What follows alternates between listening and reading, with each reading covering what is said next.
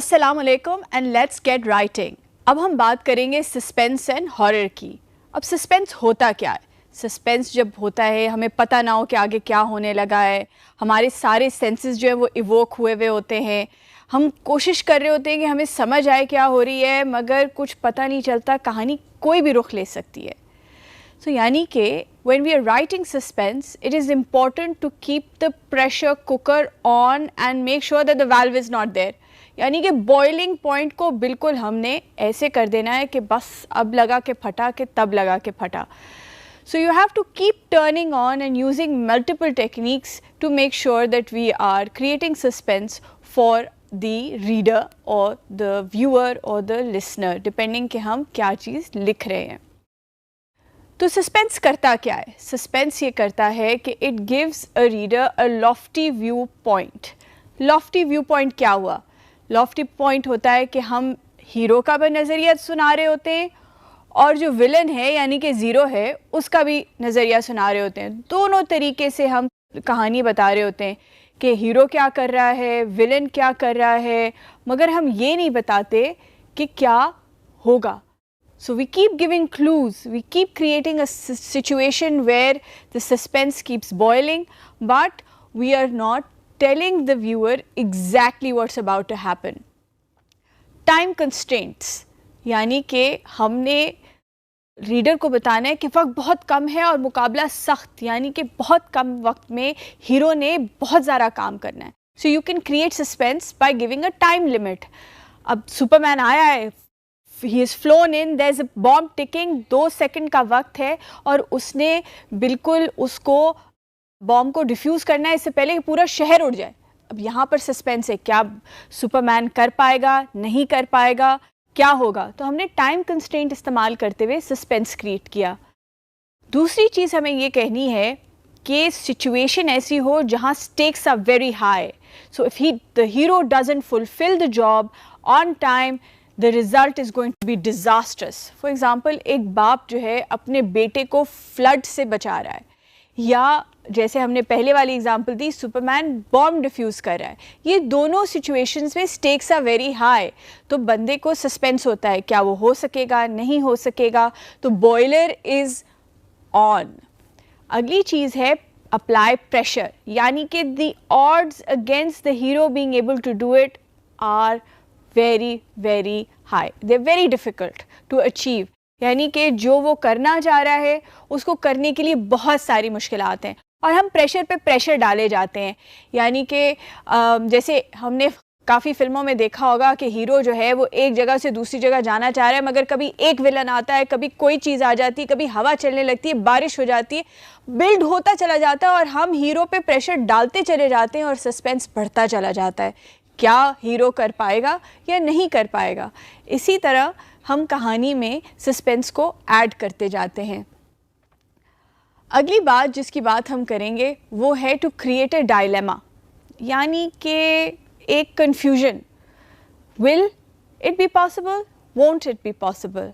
There is never a definitive answer, यानी कोई चीज़ ठोस नहीं है, कहानी पता नहीं चल सकती. तभी तो सस्पेंस आता है कि अगर पता चल गया कि हाँ ये हो सकता है कि नहीं, फिर तो सस्पेंस ख़त्म हो गया. तो हमने सस्पेंस इस तरह डालना है कि डायलेमा हो सकता है कि नहीं हो सकता.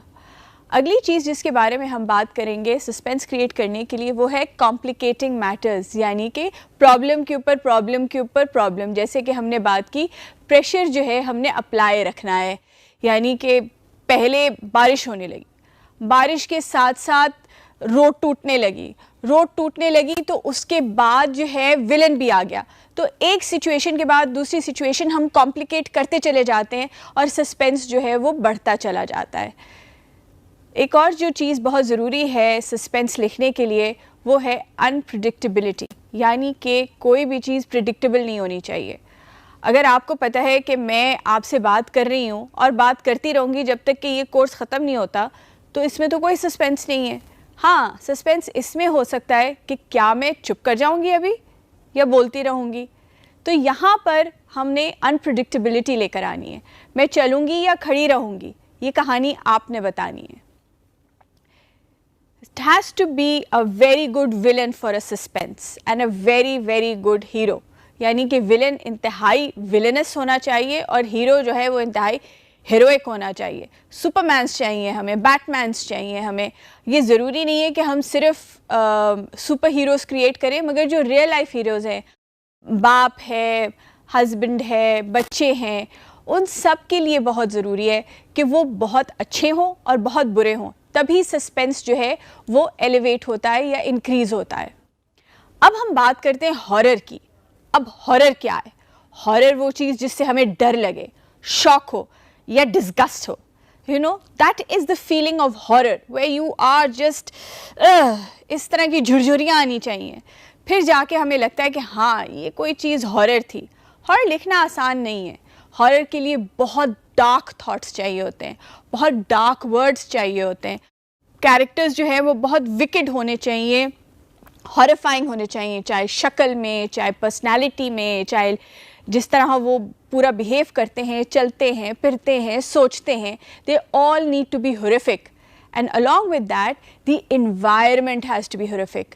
सुनसान गलियाँ, शाएं शाएं करते पहाड़ और पत्ते और पौधे, हर चीज़, everything needs to be screaming horror. कोई दुनिया से अलग और डरावनी चीज़, ये चीज़ हॉरर क्रिएट करती है। और लफ्ज़ जो हम इस्तेमाल करते हैं वो ऐसे होने चाहिए जो कि एक्सप्लेन कर रहे हैं एक हॉरिफिक सिचुएशन को।